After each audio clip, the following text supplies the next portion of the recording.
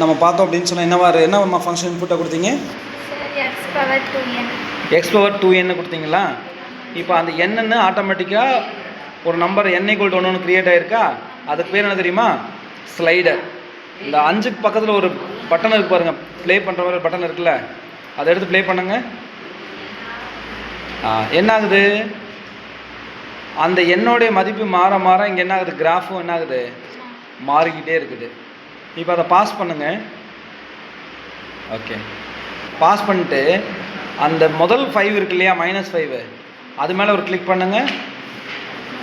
Click பண்ணுங்க. அதை அழிங்க. அழிச்சிட்டு ஃபுல்லாக அழிங்க. 1ன்னு கொடுங்க. ஓகே, என்ட்ரு கொடுங்க. இப்போ ப்ளே பண்ணுங்க. என்ன நடக்குதுன்னு பார்த்தீங்களா? சரி, இப்போ திரும்ப அந்த பின்னாடி இருக்கிற 5 கிளிக் பண்ணுங்க. ஸ்டெப் 1ன்னு கொடுங்க. என்ட்ரு கொடுங்க. இப்போ ப்ளே பண்ணுங்க. தெரியுதா? இதுதான் நம்ம டெக்ஸ்ட் புக்கில் இருக்கக்கூடிய graph. X power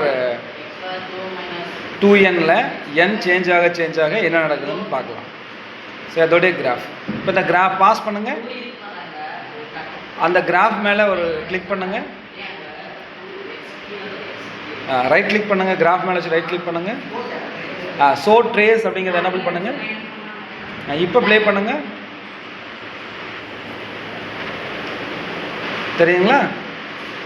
n change ஆக என்னங்கிறது n belongs to natural numbers.